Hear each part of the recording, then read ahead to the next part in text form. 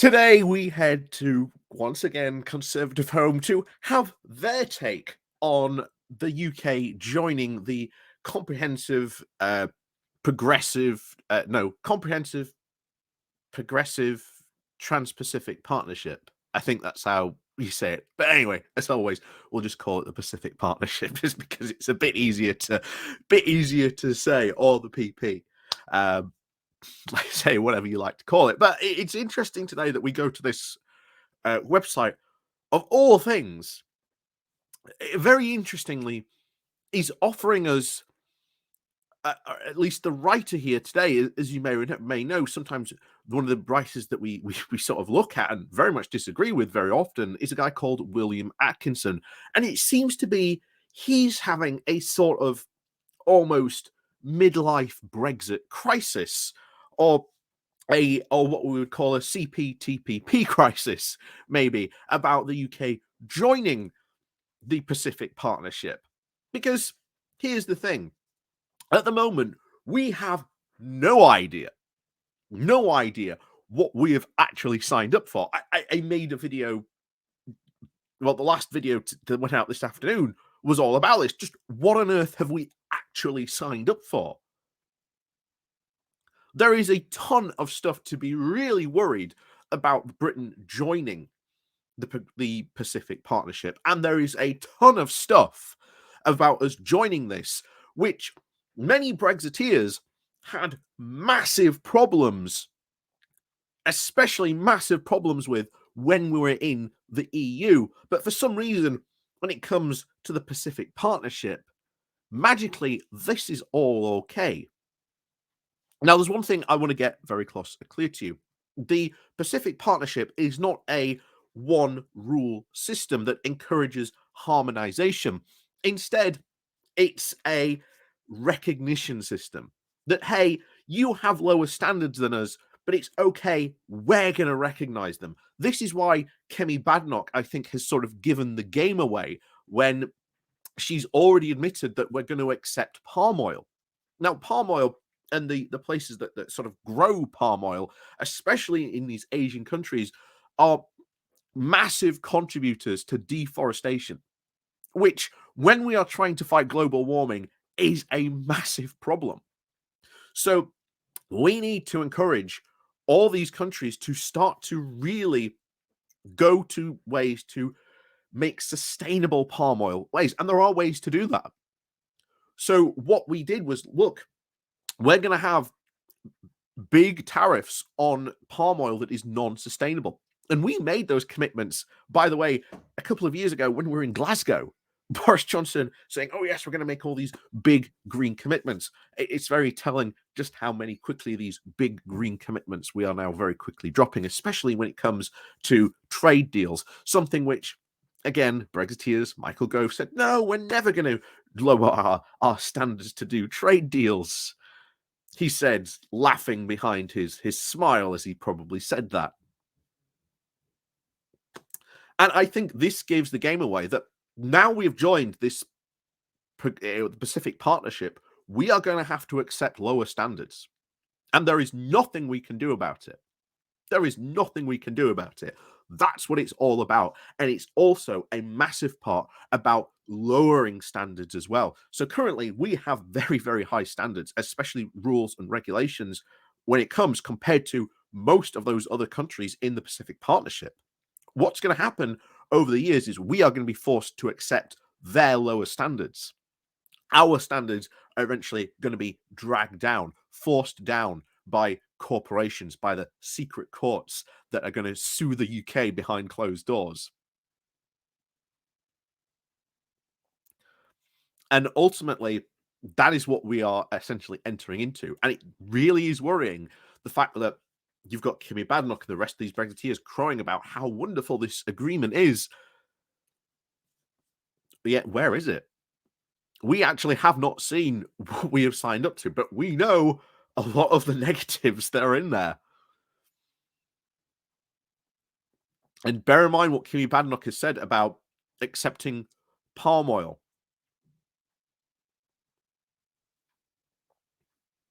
This is really not a good look, to be honest. This is really not a good look.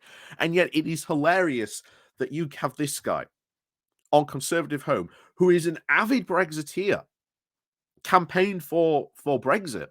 And yet now here he is going, well, actually, I don't think joining the Progressive Partnership is a good idea. I think Global Britain is nonsense. I think it's a bit of pre-empire, and it's kind of shocking that he has this attitude. As we'll go, just shall we go through? I will tell you what's great. It's a long video today. We're already 5 minutes in. It's going to be a long video. Let's go diving into this thing. Let's not beat around the bush anymore.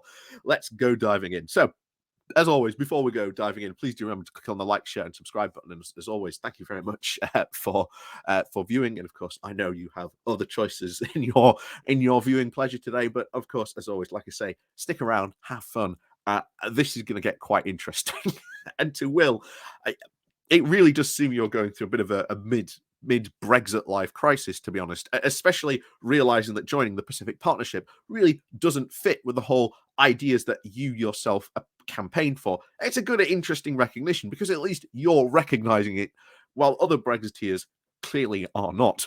But anyway, let's go diving into this because this gets a bit interesting. So as always, thank you very much for watching. Like I say, links down below. Patreon page, one off nation link called Buy Me Coffee, where you can all buy me coffee. The YouTube thank you button, and of course the Pony Club down below as well. So as always, let's go jumping over into Conservative Home to find out more about Will's midlife Brexit crisis. Although I say midlife crisis, but you know. Anyway, this comes from Conservative Home with the title of "Joining the CPTPP is a victory for Sunak, Brexiteers, and Global Britain. But will it soon become irrelevant?" Then it's not a victory. It's not a victory. If you, as you state in your article, that this is going to become irrelevant, as you point out, that actually companies are realizing that giving up protectionism isn't really a good idea for your domestic industries and has wider implications. Maybe this whole thing about sort of Brexiteers, and especially most of the Conservative Party being anti-protectionist, maybe isn't a necessarily good stance to take. And maybe if you admit that, then what does it say about all your complaining about the EU being so protectionist? So let's begin, shall we? So many of my fellow Brexiteers will be overjoyed at the news that Britain is joining the Comprehensive and Progressive Agreement for Trans-Pacific Partnership, with the deal expected to be signed off tonight. This would make the UK the first non-founding member and the first non-Indo-Pacific nation to join a trade agreement covering at least $10 trillion market and at least 15% of global trade. And again, Will, the clues in the name. Why are we the only non-Pacific nation joining this trade bloc? Because as every single economic expert has said, we will not benefit from this. There is no benefit for us. Because in order for us to benefit, these countries would actually have to change their rules for us to benefit. Every single economist has said that and stated that. That's why this deal is worth pretty much next to nothing in economic terms. So the Pacific Partnership is what many Eurosceptics always wished the European would be. And again, it was never, ever going to be that at all.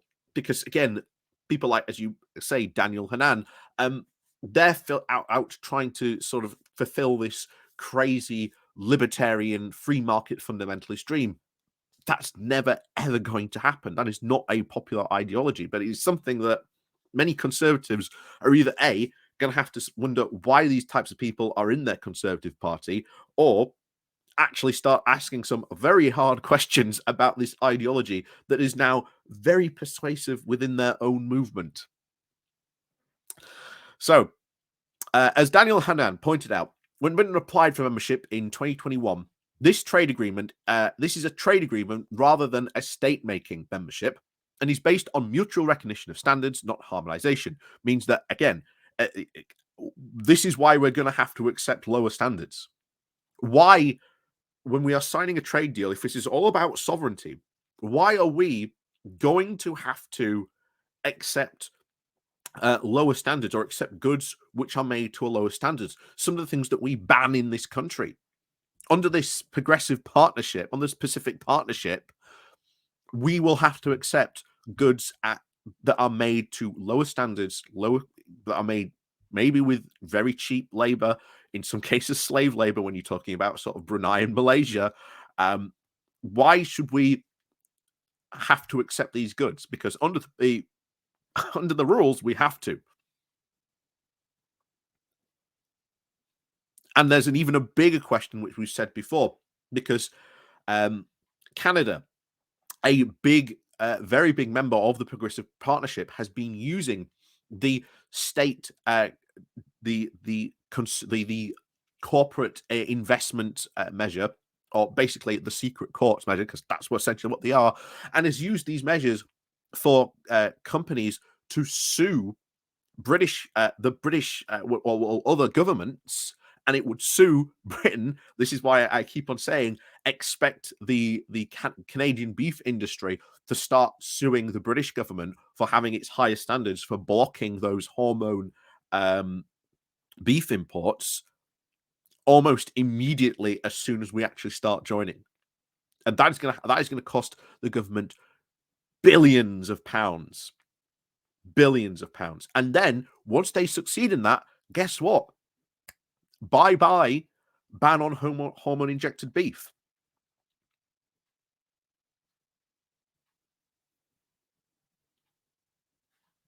This is a nightmare. This is why I am so worried about us joining, because we have a lot higher standards and sort of rules and regulations when it comes to the rest of these countries. They are going to engage in these investor dispute mechanisms, I think they're fully called.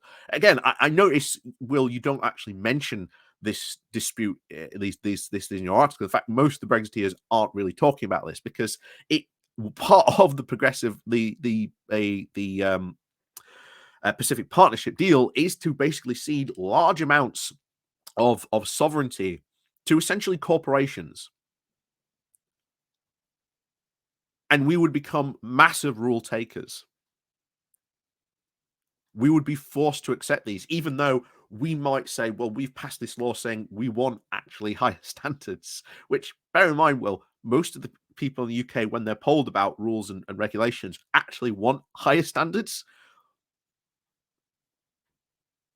It seems a bit hypocritical that all the Brexiteers are suddenly praising us being in this, when they know full well that is a full part factor of this. But anyway, back to it. It was, we're on a massive tangent there, but never mind.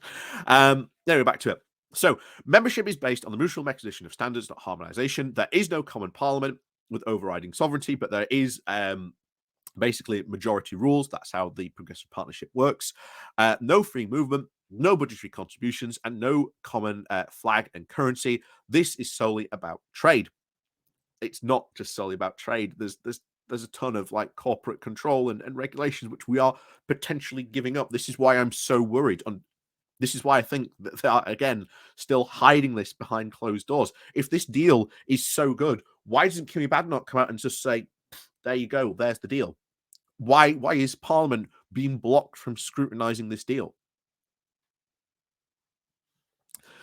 So, just as importantly, the lack of a common customs unions means that whilst the partnership eases trade between members, it does not prevent them from signing other deeper agreements with other countries.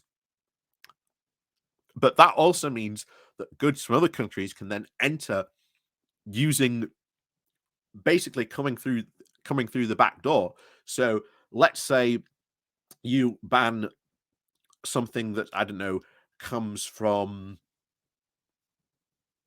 maybe from India.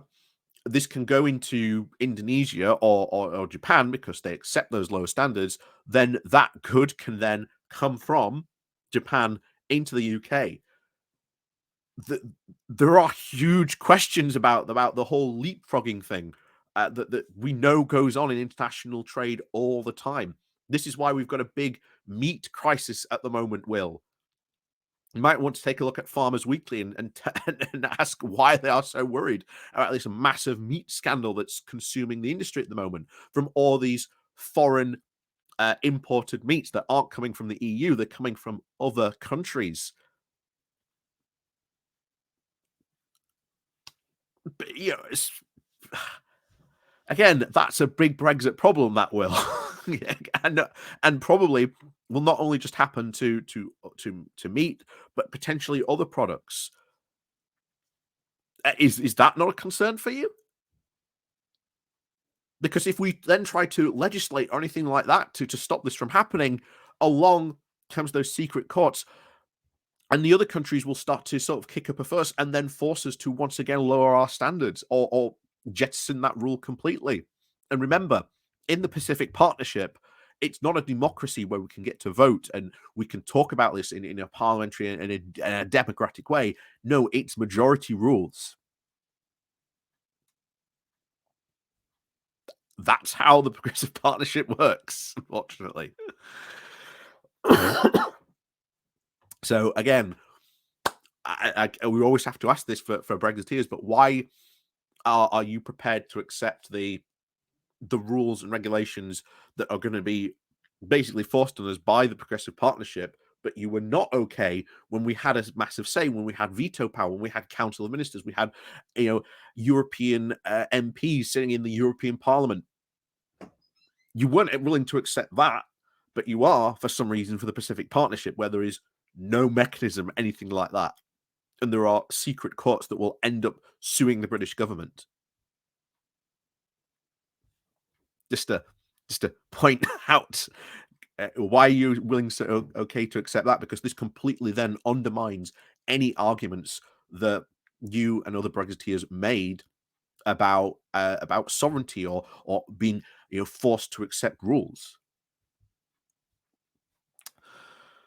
So these 60 odd deals are copied and pasted by Liz Truss, are not for the chop.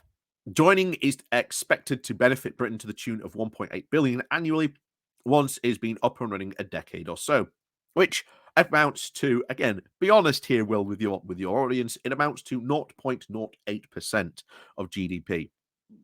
And it's potentially not annually. That is a forecast that is sort of based. And once again, where's the impact assessment? Where's the impact assessment? Why are they hiding the impact assessment of this trade deal? If it's, again, so good, why are they hiding the deal? Why are they hiding the impact assessment? So this is a win against those distasteful Europhiles who said that an independent Britain would be too weak and unimportant to run its own trade policy. First of all, not the fact that it would be unimportant. No, that's completely false. Every single country would love to get their claws into sending their goods into into the UK. That's a complete mischaracterization of the argument. Too weak is absolutely true. We are a tiny market compared to most of these other markets that are out there.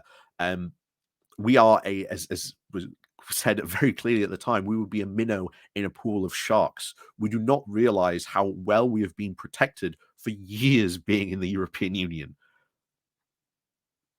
And yet, this is why I've always said trade deals are about to become a massive factor in our politics. Because if you look at other countries around the world, trade deals are a massive aspect of politics.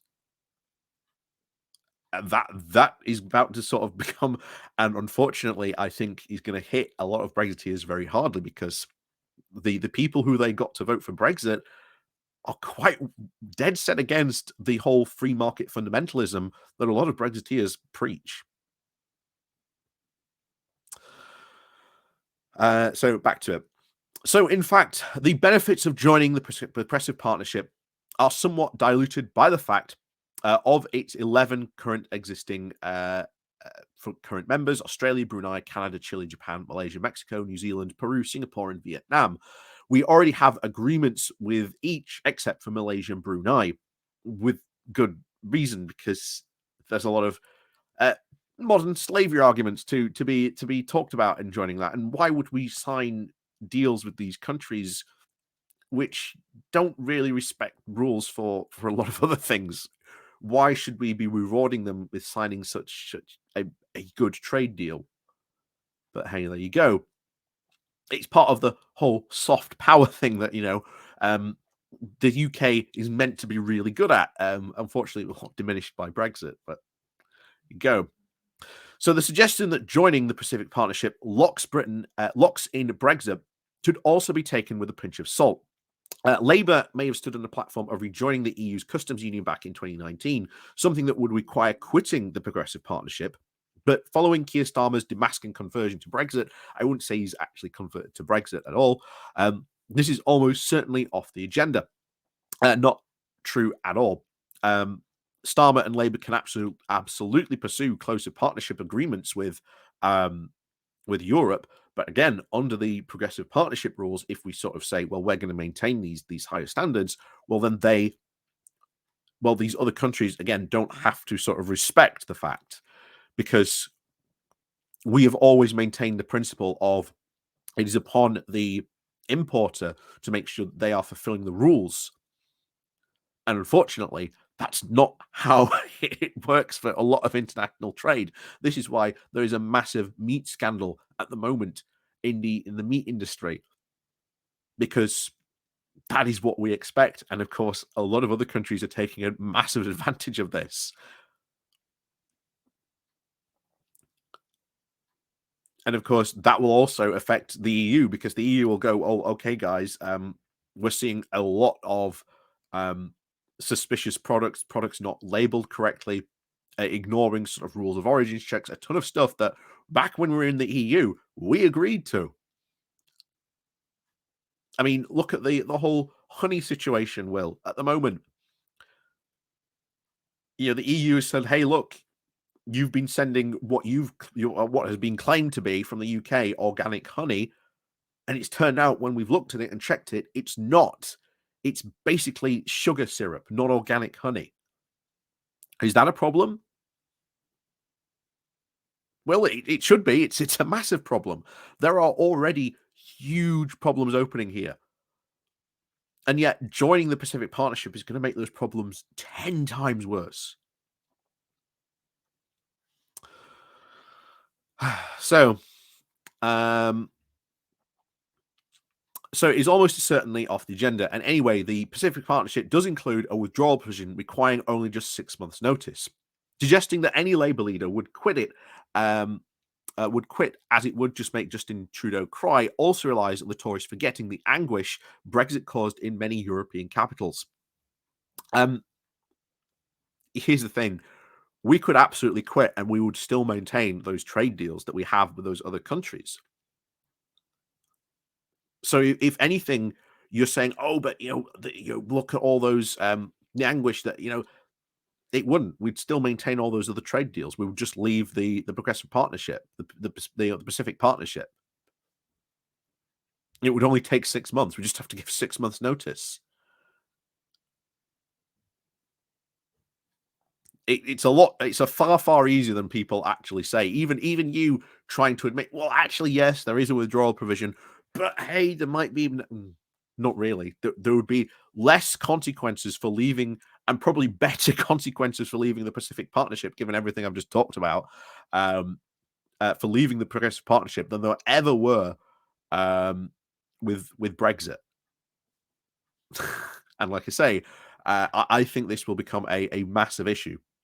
I think the Tories are massively underestimating what joining this is going to be, especially when they actually become brave enough to release the full details of this deal and what we have actually signed up for.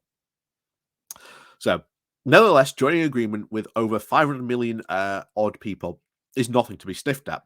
For those who believe that leaving the EU was about embarking on a global Britain, an opportunity to lift our sights from Brussels navel gazing to focus on renewed international role bestowed on us by our history, language, and trade patterns and cultural links, this is therefore a triumph. But it doesn't really bring any proper benefit, as we said before. This is especially as the geopolitical benefits of joining are, if anything, greater than the economic ones. Again, This is what a lot of people are, at least the Brexiteers, or at least the pushers of this deal, are trying to sell. Oh, well, the economic benefits might not be bad, but the geopolitical benefits are amazing. You're still talking about the UK should get involved in politics that are very, very complex halfway around the world. So the UK and China did apply for Pacific Partner membership within 6 months of each other back in 2021. Our association provides us with a veto on other members joining the agreement, providing, in essence, cover for nations like Japan who wish to exclude China from the partnership without causing undue stress to their threatening neighbor. Selling more cars to Malaysia is a bonus to whatever serves as a useful counterpart to our AUKUS wrangling. What about the other countries if they want China to join? Remember, the progressive partnership is majority rules. This thing about a veto, if every other country votes for it, nothing can stop China from joining. And then once China joins the progressive partnership, that opens up huge other problems and trade with China. And that will have a massive negative impact for the British economy, especially on our manufacturing industry and a ton of stuff where China can just start dumping massive piles of all kinds of things on our shores. This is why the EU had those anti-dumping rules and regulations, which is again something Jacob Rees-Mogg wants to get rid of. Will, maybe you should ask him that next time he's on the Mogg. You're on the Moggcast with him. Just a thought. So this is also a personal triumph for Rishi Sunak. Yes, the work of getting us to join the Progressive Partnership has been going on for years, and since Britain first expressed an interest, we have had 4 prime ministers, 4 international trade secretaries, and a lot of job swapping between Greg Hands and Conor Burns, and that has landed in the laps of Sunak and Kimi Badnoch, relied on them holding on to the parcel when the music stops. This is one thing that associates with Liz Truss and the Buccaneer, not Rishi Sunak, the technocrat. But Sunak does share his predecessor's interest in trade. He has a tad more stiletto voice about it. However, the Progressive Partnership members were reportedly spooked by the prospect of the Northern Ireland Protocol Bill, including a trade war with the EU. Sunak's agreement of the Windsor framework thus burnished his credentials as a man you could do business with. This agreement adds to his chumminess with Ursula von der Leyen, Emmanuel Macron, and Joe Biden as evidence of his growing international reputation in the way this does not please other most wings of the Tory opinion. However, it would be remiss of me if I did not. This is where he gets to the. This is why I said at the beginning of this. This is sort of a midlife Brexit crisis for Will.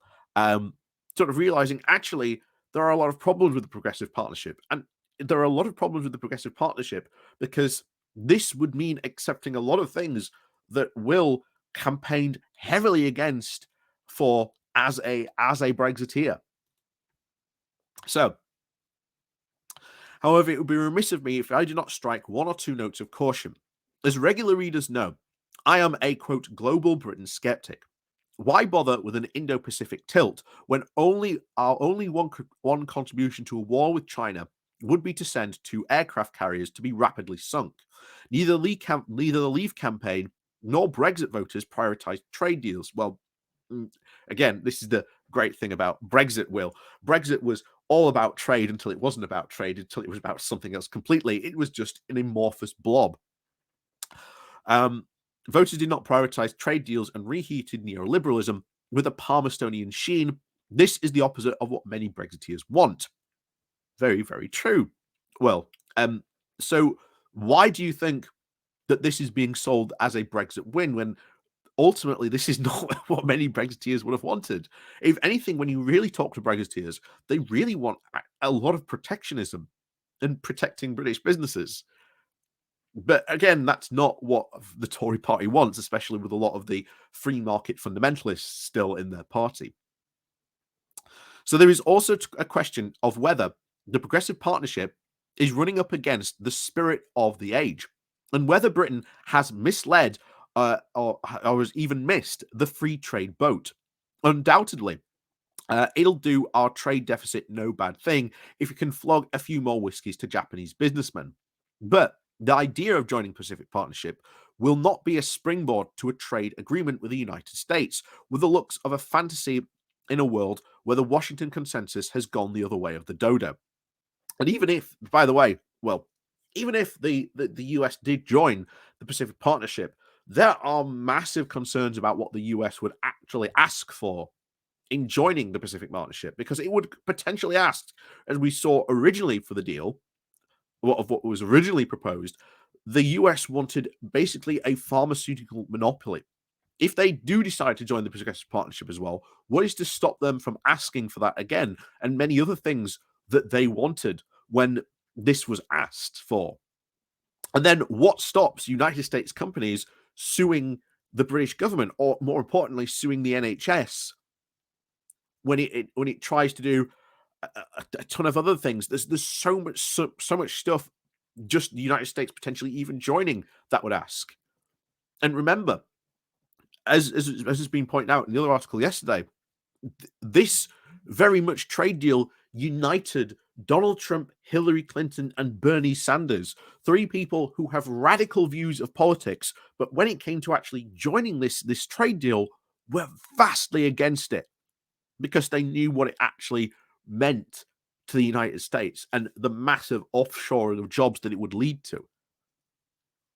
Again, something that we should be concerned about as well. So, for 3 decades after the fall of the Berlin Wall, the presumption in Western capitals was towards ever greater globalization and trade liberalization. In so doing, it allowed a Chinese cuckoo to grow in a free trade nest. Since Donald Trump first descended in his golden elevator in 2015, America has woken up to the challenge posed by state-directed industrial policies and the naked aggression of its Pacific challenger. And here's the thing. Conservatives are always against the state-directed industrial policies. These have never been a bad thing. The UK actually having a proper comprehensive industrial policy is something that was actually in their own leveling up document that the writers of that document criticized the government for, that we should have some sort of big industrial policy in the UK because we've got none.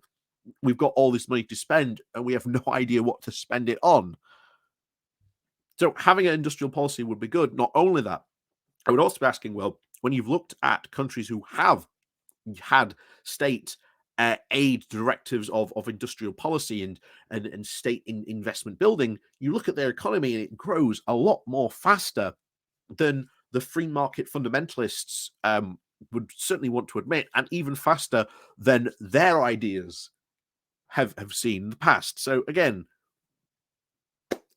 what do you think to that? So anyway, back to it. So hence why Trump pulled the United States out of negotiations that would become the Progressive Partnership back in 2017, and why Biden, despite his best hopes of British policymakers, is unlikely to take them back in. If anything, the president has now doubled down on the economic nationalism of his predecessor. And that just goes to show you how, in a second, world trade can dramatically twist on a dime. Because these free market fundamentalists are hoping that if we do this, that if we follow this free market model, then everyone's going to change and follow us as well. And bear in mind, Will, we tried this before. We tried this in the Victorian age. This whole free market fundamentalist expressionism that we tried back then lasted 6 years before the massive agricultural landowners in the UK, which made up a good majority of what would become, I suppose, your Tory party back in the day, were outraged that so much of this American wheat, corn, and agricultural produce was flooding in to the UK, undercutting their prices. So it lasted 6 years before it finally ended in complete and utter failure. So, through last year's CHIPS Act and the Inflation Reduction Act, Biden is pouring more than $400 billion into subsidizing and reshoring of manufacturing industrial development. Protectionism is back. Protectionism has never gone away. The debate constantly has been is how much protectionism do you really have? And for all the protestations of people like Daniel Hannan saying Britain should become some sort of Singapore on the Thames, when you actually look at Singapore, 80% of all its major industries are nationalized.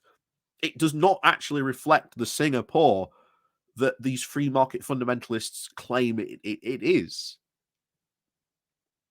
which is what makes it ever so funny when you ever hear a Brexiteer say this, that this is what we should become, a Singapore on the Thames, or pursue Singaporean policies. You should follow up very quickly and ask them, oh, does this mean you want to nationalize 80% of the UK's industries?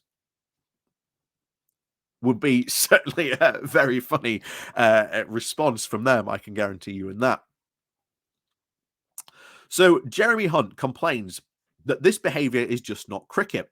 Well, again, that's America using its own sovereignty.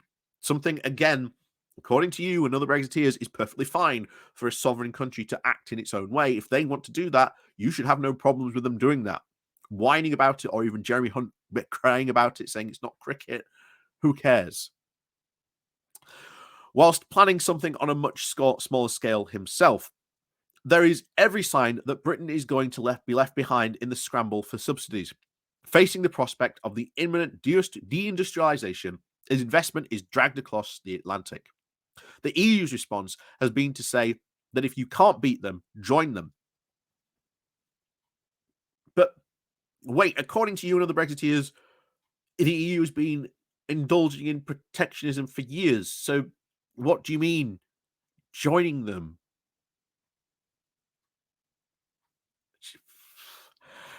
Anyway, relaxing state aid restrictions, again, not true. They were always allowed to engage in state aid restrictions and allow for key industries. Again, it just goes to show you how little Brexiteers actually understood the EU, but there you go. For national industries and projects like the Great Green Industrial Plan and the Horizon Europe encourage more industrial spending on continental scales. Between this and signing up for the Progressive Partnership, it seems a less bold of a new step into a post-Brexit future, and more huddling for warmth with fellow medium-sized economies against the three great industrial superpowers. Those crowing to Labour that Brexit is now impossible to reverse neglect the fact that Starmer and co are more attentive to these trends than they are. At least I'll give you that. So essentially, you're saying that Starmer and Labour would probably rejoin the EU then? When you said only a couple of moments, I didn't think you said they would. Anyway, Rachel Reeves aims to copy Biden public private investment scheme. Again, I think that's going to be pretty good, to be honest. I think that's good. Yeah, copy it. Using government support to encourage a green tinged economic revival. Whether such a scheme is possible in a Britain with anemic growth, a hapless state, and a withered bank balance is another matter. We could do this regardless of those things. If anything, doing this would unleash growth. This goes all back to arguments dating right back to the beginning of austerity, with many economists, pointing at Cameron, why are you indulging in austerity? If you were to actually invest in the UK into sort of businesses and do these things, you would be far, far better off. And we probably would have been in a far, far better situation. In fact, Brexit would have probably not have happened. But at least he is going to go and sort of do that. And it will be a massive economic boom for Britain, and coupled with many other things that Starmer's and sort of Ed Miliband and Rachel Reeves are looking at investing in the UK economy, where the Conservatives just have decided not to. So Hunt may have snabbed Starmer's Great British Energy in the budget, but if our plan for competing with the clunking fists of Washington, Beijing, and Brussels is to shake a bit of cash out of the pension funds and try to pledge to speed up planning permission, again that failed, but there you go. We'll be left behind. Gee, so maybe then we should probably rejoin the EU. Will, If this is the state where Brexit has left us, then your only recourse really is to come to the conclusion, given everything you've said here alone, your conclusion should be that Brexit has failed. Your only step now is your unwillingness to actually admit that, which I think is very telling. But anyway, let's finish this off. Anyway, global Britain was always a flawed agenda. Yeah, why? Why was this a cornerstone of Brexit? This is what you and other campaigners campaigned on, that this was going to be global Britain, that we would go buccaneering across the rest of the world. If it's such a flawed agenda, why did you back Brexit then? Because the global Britain part of it was a massive part of it. So, whatever's Asia's future growth prospects, making Britain a beacon of free trade relied upon a heavy dose of nostalgia, a great deal of wishful thinking, and unfortunately for Sunak, he seems to be left behind banging the drum for free trade just as the rest of the world is changing its tune. Then we can only come to the conclusion, at least according to this article, that not only joining the Progressive Partnership is going to be a colossal failure. As I've already said, I think it will lead to massive problems. Massive problems. I mean, we've already got a massive meat scandal on, and according to Farmers Weekly, on an industrial scale. What other problems is this going to cause? With the fact that we now have to accept lower standards from these other countries, and what does that mean? That we now have to accept that? A Brexiteer is fine, even though our standards are up here, but these other countries produce these products down here. And now signing this progressive partnership basically means they get to import that stuff at a lower standards. What does that do to our domestic industries, Will?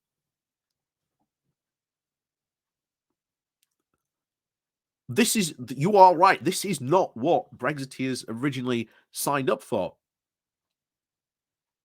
And if you are, as you say there, all that stuff there, then you are basically saying Brexit is an absolute failure. I mean, if you like, for me reading this is almost your step at saying Brexit is a failure. That this entire grand project that you and others have campaigned for and wanted has come to a point where you are not prepared yet to say that Brexit is a failure, but you are saying everything but it has failed.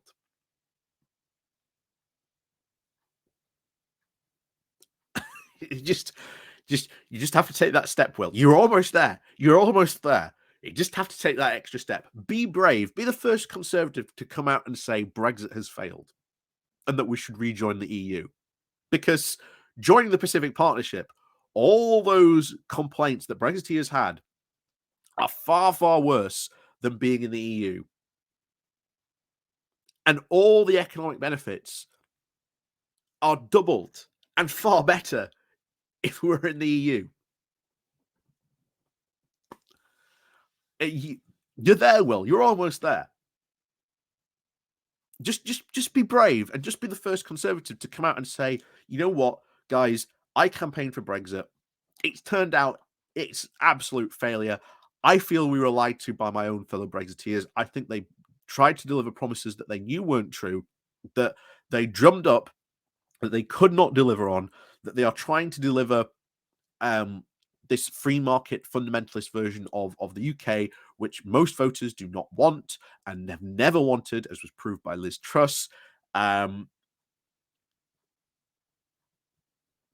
Just come out and say it, Will. Just come out. You're almost there. I get the feeling you're almost there. You just need to be brave enough to take that next step. So again, join me in sort of one day welcoming Will to our fold, because as I've said before, rejoining and the campaign to sort of rejoin isn't just a one-party effort. It should be a multi-party cross-coalition to get parties to recognise to rejoin. Because at the moment, Labour is like, well, look, we'll sign these closer alignment deals. We'll just bring us back into sort of more alignment. Which, as we've said, if Labour does that, it begs the question of, well, why aren't we in the single market customs union? And then once we're in that, why aren't we full members of the EU? So, as we always said, our path back is always pretty much pre-laid for us. It's just how long we go ignoring the fact that Brexit has been an absolute failure, that has not been a massive benefit, and that, you know, the British public was lied to. You're almost there, Will. You are almost there. And there are a lot of other conservatives like yourself who are realizing that. Like I say, look at the polls. Just be brave. I would respect you for more coming out to say that actually Brexit is a bit of a failure, because for all the Brexiteers that are going around crowing and saying how much the progressive partnership is an amazing thing and wonderful. Like I say, we've seen the puff pieces from David Frost and Shaka Shimmer, who's written must be on absolute overdrive, because he's written like 5 or 6 articles. They're pretty much all saying exactly the same thing, but none of them delivering the detail, of course, because, well, we don't know what the details are yet. And that would be very interesting, Will. What will you have to say when we actually finally see the detail of this bill and find out what godly on earth things we have signed up to? I'll tell you now, I get the feeling many of your fellow Brexiteers and people who voted for Brexit are going to look at this deal and look and is saying exactly the same thing. What on earth have we signed up to? And then they will become nostalgic and think, you know what? We had our uh, we had our disagreements about being in the EU, but being in the Pacific Partnership is far, far worse than ever they were being in the EU. I guarantee you that will become a thing. So I look forward to that. I look forward to when your realization at least starts to kick in. And don't worry, we will gladly welcome you into the rejoiner fold. Um, like I say, on the rejoiner side, everyone is welcome. Our only goal is to rejoin the EU. That is it. That's all we want. So, as always, thank you very much for watching. And of course, please do remember to click on that like, share, and subscribe button on your way out. And of course, as always, we'll see you all next time. Again, it turned out to be a bit of a long video, but I think it was more than worth it. So as always, until then, we'll see you all very soon.